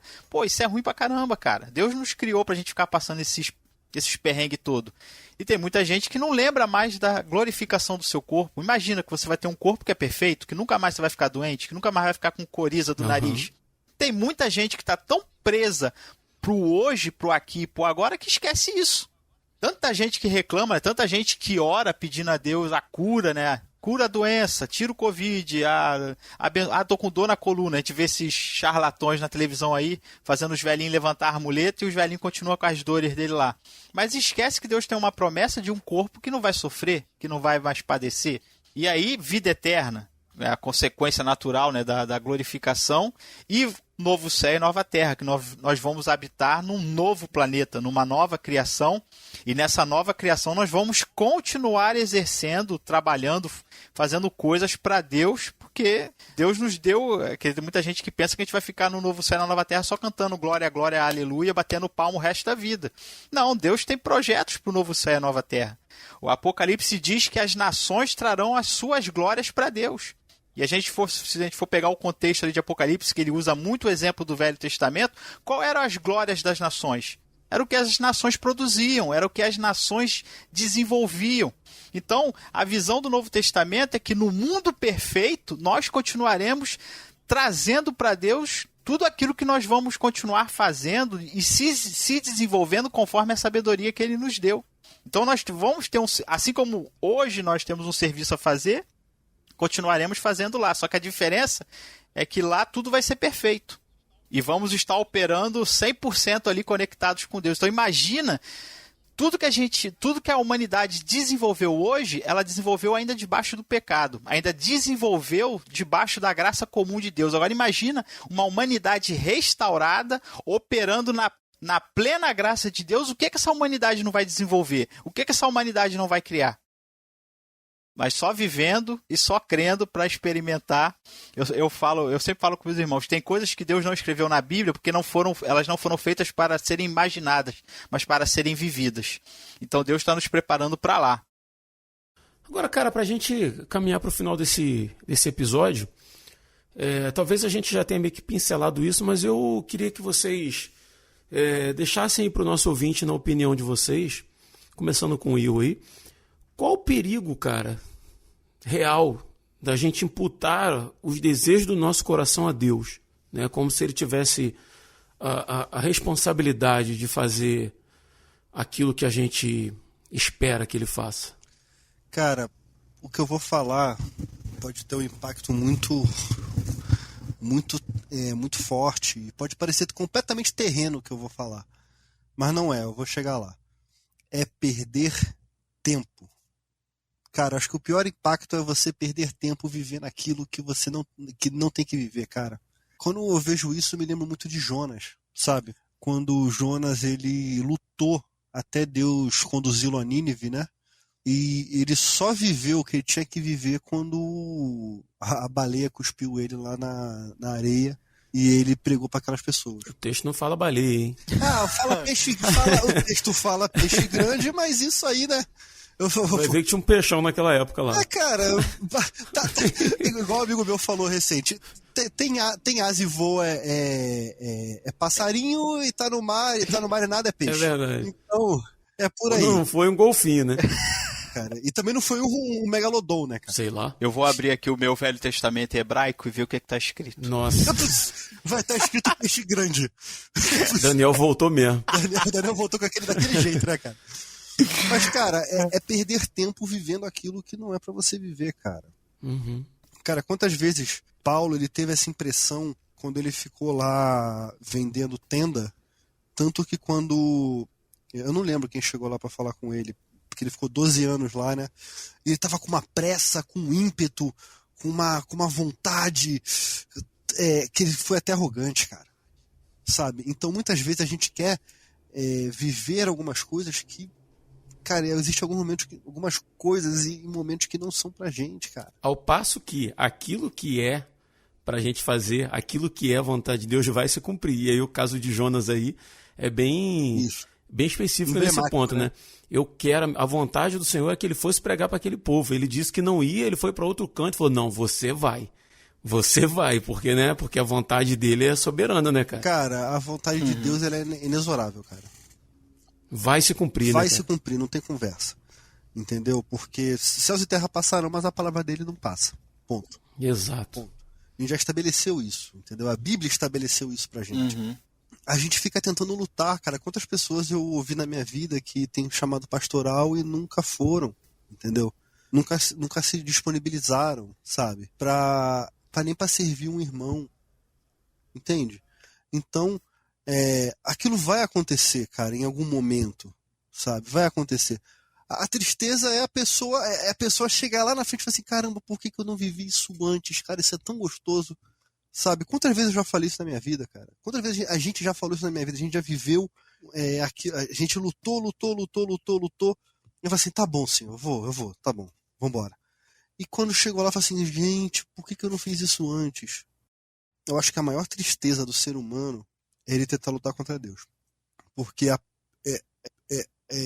perder é muito certo. Perder é muito certo. Então, que a gente possa estar sensível ao que Deus quer e que a gente consiga entender o nosso tempo. Não o nosso tempo mundano, mas o nosso tempo naquele lugar, naquela igreja, naquela cidade, naquele estado, naquele país, naquele relacionamento. Entendeu? Que a gente consiga entender esse tempo. Porque muitas vezes Deus chama a gente para o extraordinário, concordo. Mas também chama a gente para coisas simples, cara. Muitas vezes um abraço. Ou muitas vezes uma pessoa que você passa todo dia que você pode compartilhar o evangelho. Você fica com aquele coração angustiado. E as pessoas, às vezes a gente vive com o coração angustiado à toa. Porque do que se queixa o homem senão dos seus próprios pecados? E não decidir não experimentar essa vontade de Deus, sabendo o que a gente tem que fazer, nossa, cara, isso é se queixar do vazio, sabe? É a pessoa se queixar daquilo mesmo que ela tem culpa. Então, que a gente possa parar de lutar, parar de resistir e ceder de uma vez por todas. E tem uma frase que eu ouvi, que eu até adotei para mim. Lutei até ser vencido pela graça. Então, que a gente seja essa pessoa também, que seja vencido pela graça, mas que a gente decida, cara, de uma vez por todas, mergulhar na vontade de Deus de forma plena. Mas a vontade dele é boa, perfeita e agradável. Acho que é isso que a gente tem que confiar. Show de bola. E você, Dan? Na tua opinião aí, qual é o grande perigo da gente imputar a Deus os desejos do nosso coração? Cara, eu acho que o grande perigo... O Will falou, né, sobre perder tempo. E, cara, isso é muito grave, né? Eu acho que eu não vou nem fugir muito do que o Will falou. Porque quando você tem uma percepção errada, e acho que foi o que a gente bateu bastante aqui, é que quando você tem uma percepção errada de quais são os sonhos, ou qual é o projeto que Deus tem para a tua vida, e você tem uma percepção tua, pessoal, e você quer impor para Deus, você passa a viver a vida que Deus não planejou para você. E enquanto você não está vivendo isso, desculpa ser redundante aqui, quando você não está vivendo isso, você não está aproveitando a sua vida. E eu acho muito interessante que Jesus ele fala, eu vim para que vocês tenham vida e a tenham em abundância. E ali ele não está falando de que ele não está fazendo uma promessa de que você vai ser rico, de que você vai ser próspero. Ele não está querendo dizer isso. Ele vai dizer que você vai aprender a viver. Que você vai passar por esse chão, por esse pouco tempo que a gente passa pela Terra, e você vai saber viver. Viver é experimentar, é tocar, é sentir, é abraçar. É ser tocado também, é permitir-se ser tocado, é ser abraçado. A gente sempre fala, quando a gente fala sobre a pessoa de Jesus, do nosso Senhor Jesus, a gente sempre pensa no sofrimento, na dor, mas Jesus, eu duvido que não tenha, que na sua passagem humana pela Terra, ele foi a pessoa que mais viveu com perfeição a experiência de ser humano. Né? Jesus sofreu, padeceu, mas ele também abraçou, ele também beijou, ele também se divertiu. Com certeza ele riu, ele amou. Né? E às vezes a gente passa pela vida humana e não consegue ser humano. Concordo. Não consegue viver a experiência da vida. Né? Tem uma música do Almir Sater que todo mundo conhece, que é aquela que é Tocando em Frente, que diz assim, ando devagar porque já tive pressa e levo esse sorriso porque já chorei demais. Hoje me sinto mais forte, mais feliz. Quem sabe só leva a certeza de que muito pouco sei ou nada sei. Conhecer as manhas e as manhãs, o sabor das massas e das maçãs. É preciso amor para poder pulsar, é preciso paz para poder sorrir, é preciso a chuva para florir. Cara, abre o Novo Testamento e vai ver o que Jesus fala da vida. As comparações que ele faz. Ele usa a natureza, ele usa o trabalho, ele usa o dia a dia, ele usa a vida corriqueira das mulheres, ele usa a vida do lavrador, do trabalhador. Jesus andou nesse mundo e ele enxergou a vida. E ele entendeu a vida. E ele passou a sua caminhada toda tentando nos ensinar como viver. E aí você vai passar a vida toda sem saber o valor da manhã, né? Das massas e das maçãs. O Salomão em Eclesiastes, ele fala algo interessante. Eclesiastes 2, verso 24, ele diz assim, não há nada melhor para o homem do que comer, beber e fazer que a sua alma goze o bem do seu trabalho. E em Eclesiastes 9, verso 7, ele diz assim, vai, pois, e come com alegria o teu pão e bebe gostosamente o teu vinho, pois Deus já de antemão se agrada das tuas obras. Sabe, tem muito cristão que está correndo atrás de vento e tempestade e não está vivendo a vida que Deus entregou na mão dele. Sabe, não sabe aproveitar a família que tem, não sabe aproveitar a esposa que tem, não sabe aproveitar os filhos que tem, não sabe aproveitar a igreja que tem, não sabe aproveitar os dons que tem, não sabe aproveitar o ministério que tem. Por quê? Porque está vivendo a sua vida numa fantasia, enquanto ele devia estar vivendo a sua vida na realidade do Evangelho. E a gente está perdendo muito. Claro que Deus tem coisas maiores, porque ele vai prometer um mundo perfeito. Nenhuma alegria, por maior que seja, que Deus possa nos proporcionar nesse mundo, vai ser maior do que as alegrias que ele vai nos dar lá. Mas isso não significa que a alegria que Deus tem a nos propor aqui não tenha sua significância. Deus, acho que Deus não se alegrava. Eu gosto muito quando a gente lê ali, a gente pega às vezes ali os livros de Levítico, de Deuteronômio, né, aquela parte da lei, dos sacrifícios. E a gente fica muito naquela parte ritualística da dor, da confissão, da culpa e do pecado, mas a gente nunca lê aqueles textos que Deus fala assim, ó, se alegra, é para vocês se reunirem, é para vocês se divertirem, é para a viúva ser consolada, né? Quando eles reúnem as festas ali, não era só para tirar o pecado, mas também era para trazer alegria. É para a viúva encontrar o que comer, é para o órfão poder comer, é para o pobre também poder se alegrar. Se alegrem. Quando o povo reconstrói o templo e eles fazem uma festa lá, o povo começa a chorar quando lê a lei e o Esdras se levanta, não, gente, é pra gente para celebrar. Deus nos restituiu, Deus nos trouxe de volta, a gente reconstruiu o templo. Vamos celebrar, vamos comemorar. Levanta um louvor, cadê a alegria do crente? E aí o crente fica ali naquele desespero, naquela dor, caçando aquilo que Deus não deu, quando ele já devia estar usufruindo e se alegrando com aquilo que Deus já colocou nas suas mãos. Sabe, a gente perde muito não vivendo a realidade do Evangelho e não pisando o chão dessa terra. Jesus andou por esse mundo, ele andou, ele pisou, Ele viveu a vida. E a gente fica fantasiando, vivendo uma fantasia em vez de viver a realidade. E quando a gente vive a realidade, a gente vai conseguir ser como o apóstolo Paulo. Eu me contento na alegria ou na fartura. Aprendi a ser feliz, tanto na pobreza quanto na riqueza. Porque o Senhor está comigo. Ele está em cada momento, seja de dor, seja na aflição, seja na fartura ou na doença, na fartura ou na pobreza, ou na doença ou na saúde. Tu acha que os apóstolos não souberam viver? Tu acha que o apóstolo Paulo não soube viver? Chorou, sofreu, sentiu as suas dores como todos nós sentimos. Mas calma aí, gente. Tem tanta coisa que Deus tem nos abençoado, tantas coisas que Deus tem nos dado.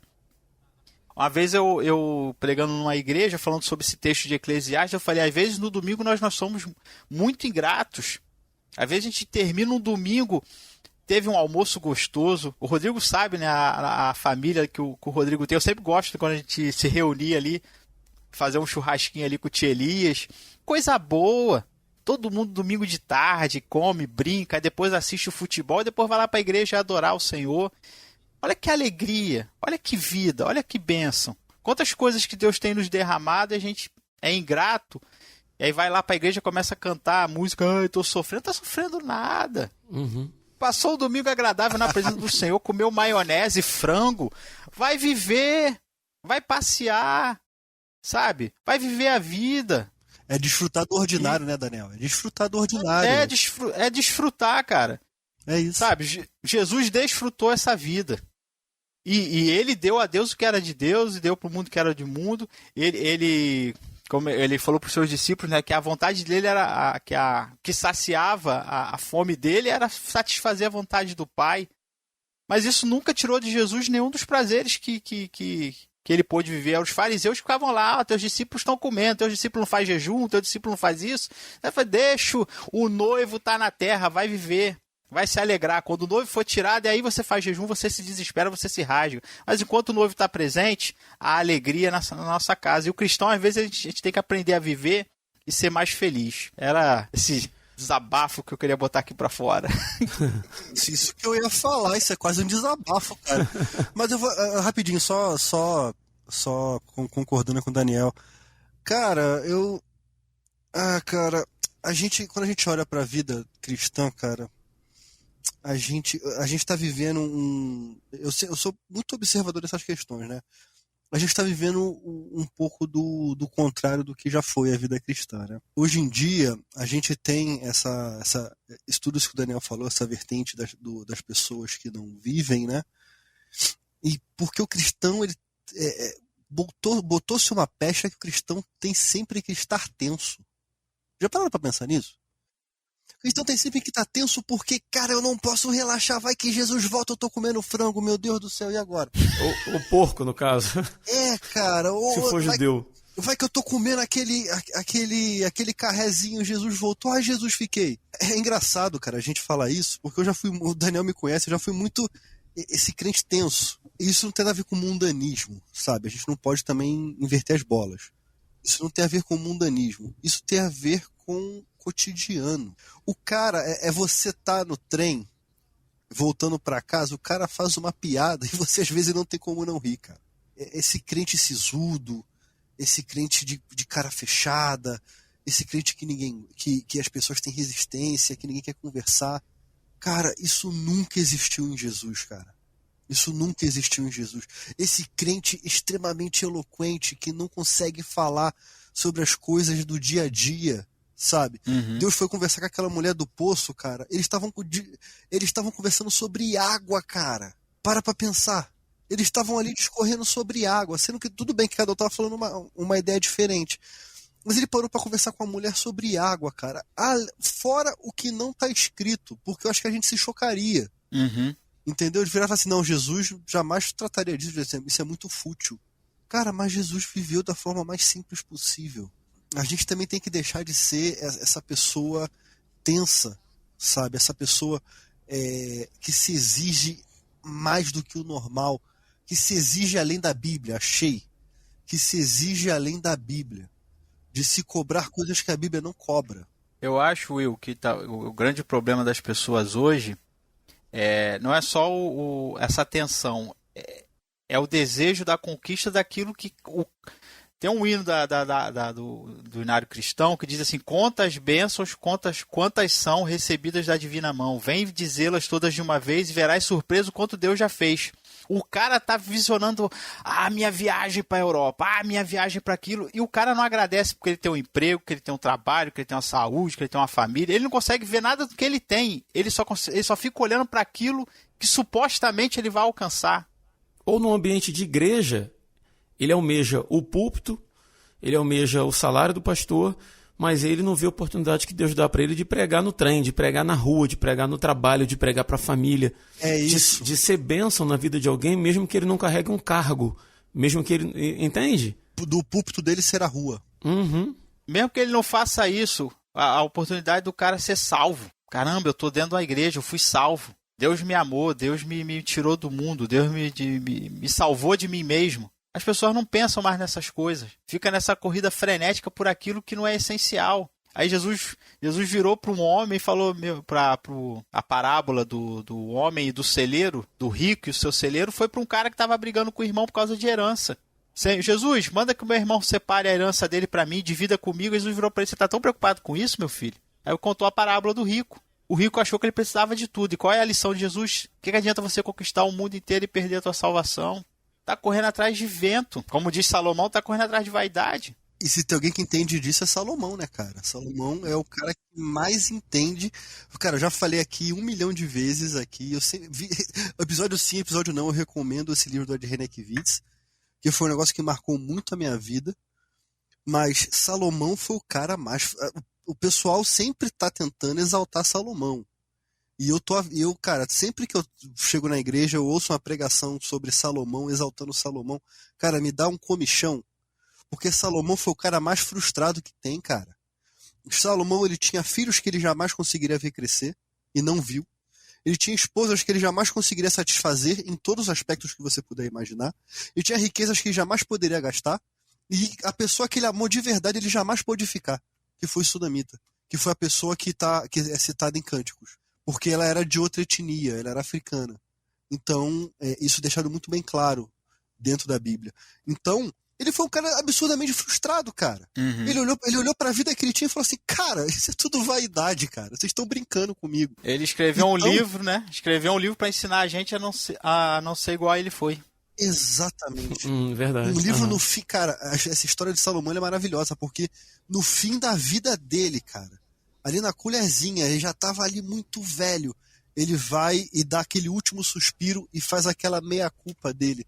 Quando ele vira e fala assim: olha, todos nós seremos... Toda a obra será julgada, seja ela boa, seja ela má. Então ele sabe o que ele fez, cara. Ele sabe que ele se deixou virar pagão. Ele sabe tudo isso, cara.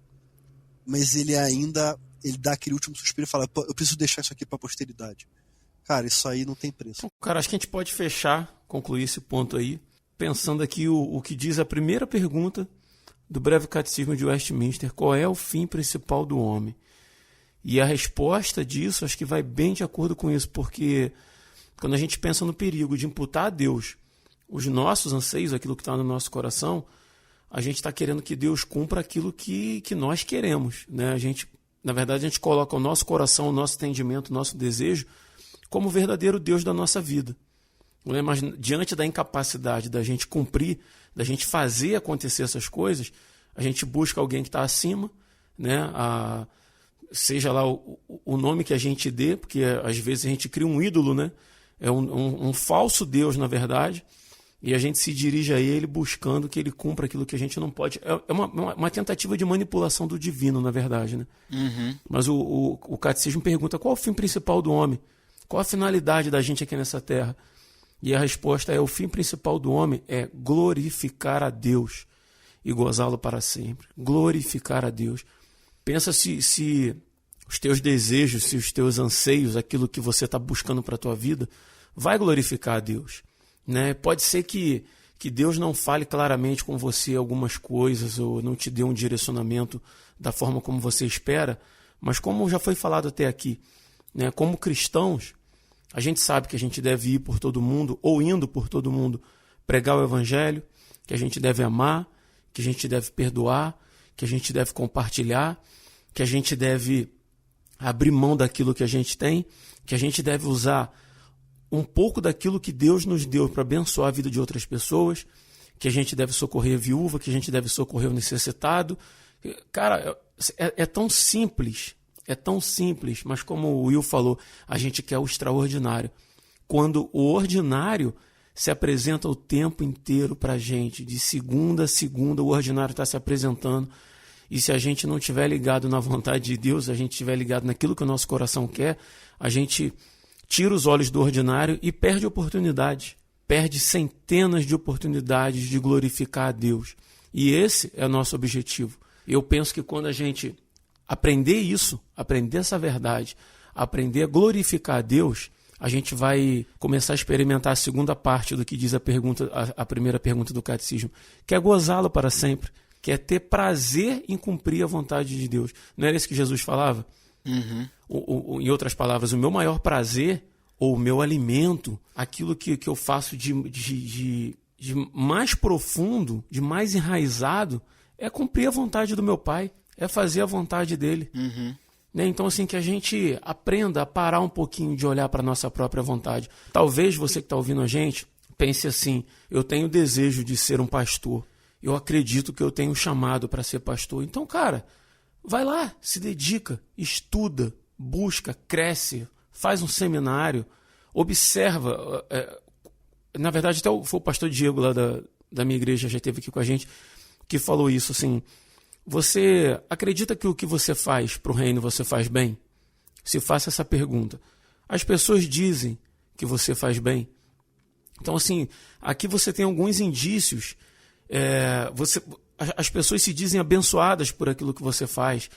Sabe, responda essas perguntas e isso talvez te dê um indício se você está num caminho de estar cumprindo a vontade de Deus, porque aquilo que está no teu coração pode realmente ser a vontade de Deus. Mas a gente só tem que ter o cuidado sempre de não impor a Deus aquilo que a gente acreditou, porque, como foi dito no programa, o nosso coração é enganoso. Todo verdadeiro cristão é habitado pelo Espírito Santo, cara. Você sabe se o que você está fazendo é por vaidade, é para aparecer, é para ter um emprego, é para ter um salário, é para ter sucesso, é para ter reconhecimento das pessoas, ou se é para glorificar o nome de Deus. Então, gostaria de deixar isso no final desse cast aqui. Tenha cuidado e tenha preocupação sempre de glorificar o nome de Deus.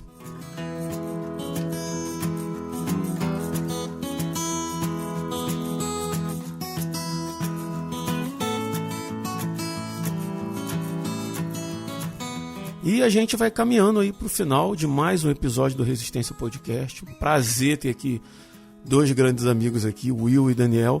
E o Will tá nesse podcast aqui por causa do Daniel, né? Porque eu não conheci o Will. Lá atrás, né? Anos atrás, eu não sabia nem a cor dos olhos do Will. E Daniel que trouxe ele sempre comentando aí, falando do Will e tal. E, poxa, é um prazer estar reunido com vocês dois aí mais uma vez. E eu queria deixar um espaço aí, se vocês quiserem deixar alguma recomendação, quiser deixar uma palavrinha aí, tá bom? Fiquem à vontade. Vou começar aí com o Daniel. Dan, fica à vontade aí, o microfone é teu. Então, a minha recomendação é a série de sermões da Igreja Cristã A Casa da Rocha. Você encontra lá no YouTube. E a série que eu quero recomendar é Meu Caro Amigo. Excelente. Que é a série feita em cima do Evangelho de Lucas. Cara, Deus abençoou muito o pastor Zé Bruno nesse... Eu tenho baixado e ouvido os sermões quando eu vou pro trabalho. É muito bom, cara. Muito bom. E tipo assim, o Zé... Por que eu tô recomendando essa série de sermões? Porque o Zé Bruno, ele desconstrói muito dos mitos que a gente tem em torno da palavra de Deus. E muito dessas percepções que a gente tem em relação a Cristo. Relacionado às suas curas e aos seus milagres. Eu quero isso, então Jesus fez isso, eu vou lá atrás disso. Ele trabalha muito esse contexto de percepção de reino, o reino aplicado à vida, né, e entendendo a própria pessoa de Jesus. E aí ele usa o texto de Lucas porque o Evangelho de Lucas foi escrito para Teófilo, e Lucas está tentando esclarecer o reino de Deus para Teófilo, que era um cidadão romano, um centurião, acho que era um centurião romano, né? Uma pessoa de posição no Império, na sociedade romana, e que se converteu ao cristianismo. E ele queria compreender mais. E aí Lucas ele vai narrando a história de Cristo com um objetivo de esclarecer Teófilo. E essa série ela é um sermão expositivo. E o que é um sermão expositivo? Ele vai trabalhar do capítulo por capítulo, explicando por que esse capítulo foi escrito. Então, cara, traz uma observação, uma clareza sobre o reino que hoje muitos cristãos precisam aprender. Porque a gente vive muito esse cristianismo de jargão, esse cristianismo de busca desenfreada de desejo, de sonhos dos homens e não de sonho de Deus. Quando o Zé Bruno ele aponta o evangelho, ele aponta o caminho de Deus, ele aponta o projeto de Deus. Sim. E aí no projeto de Deus, os nossos sonhos e projetos particulares vão ser podados e vão ser orientados. Então essa é a minha recomendação, gente. Vale a pena. Eu sei que são 82 sermões.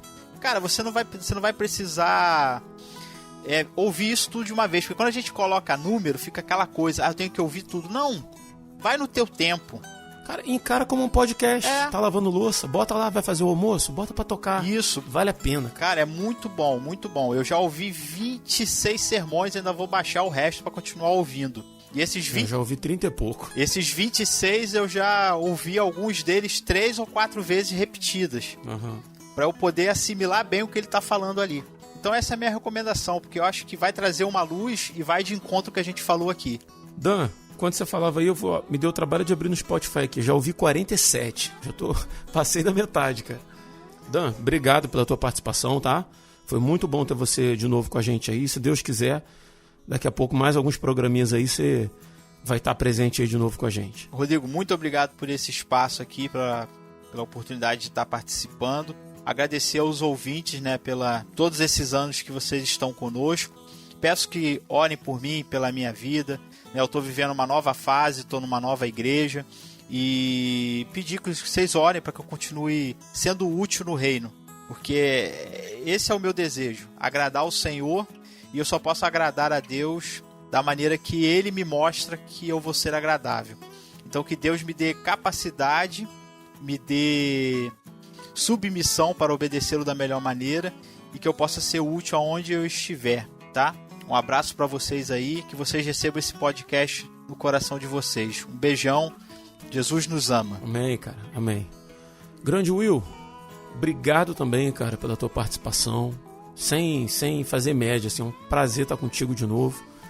E deixo o microfone aberto para você aí fazer suas considerações, recomendações, mandar um beijinho para quem você quiser e vamos lá. Cara, primeiro o prazer todo meu. Foi bom ter relembrado, né, que às vezes eu nem lembro disso, que foi o Daniel que me falava de mim aqui no cast. Eu agradeço por poder estar podendo servir ao reino aqui no podcast, porque já conversamos sobre isso aqui no Ministério. A gente encara dessa forma e eu sou muito feliz tendo essa oportunidade de servir ao reino. Ao ouvinte que, cara, faça teus planos, faça tuas metas. Não há pecado nisso. A gente erra muitas vezes em achando que Deus tem que cumprir só porque a gente está traçando. Então que a gente possa ser humilde e admitir que as nossas metas são nossas metas, mas a vontade de Deus tem que ser soberana em cima da nossa vontade. Se eu puder, eu quero deixar uma recomendação de um livro chamado Ego Transformado, do Timothy Keller. Bate justamente nessa questão do nosso ego contra a vontade de Deus. Cara, é um livreto, não chamo nem de um livro, é um livreto. É uma transcrição de uma pregação dele. É excelente, cara. E como final aqui, né? Quando vocês falaram que ia recomendar uma série, que série que o Daniel vai recomendar, Jesus? Aí foi uma série de pregações. Com o Daniel sendo o Daniel, entendeu? Eu achei que vinha, sei lá, a série do Jasper. Qualquer coisa assim. Mas não, Cavaleiro do Zodíaco, alguma coisa do Japão. Mas eu quero recomendar uma série mesmo chamada The Chosen. Maneiraço, né? Cara, é fantástica. Vai muito de encontro. Já recomendamos aqui no cast algumas vezes. Vai muito de encontro àquilo que a gente falou. Detalhar, não é uma série pedante, cara, sabe? Não é aquela série pedante onde Jesus é aquele coitado que sabe que vai ser crucificado em algum momento, ou que Jesus é aquele cara super ousado. Cara, ali você tem uma representação de um Jesus tão cotidiano, de um Jesus tão simples, mas não foge ao Jesus humano, saca? Cara, que eu acho muito, muito interessante de se abordar. Uma excelente representação de Jesus na mídia. Assim, eu acho, cara, que... eu já vi em várias entrevistas... O cara que faz Jesus, o ator, ele é cristão. Uhum. E ele tava conversando com pessoas que eram ateias, cara, sobre a série. E o cara falou assim, cara, eu sou um ateu, mas toda vez que eu vejo a representação ali, eu começo a me emocionar. Uhum. Ele vira pro cara e fala assim, cara, esse é Jesus te chamando pra um relacionamento. O cara começa a chorar. Tu fala assim, cara, que isso? Eu fico até arrepiado agora. Maneiro. Tu fala assim, caraca, é isso, entendeu? Então, é essa simplicidade. Uhum. Jamais substituiria a Bíblia. Jamais.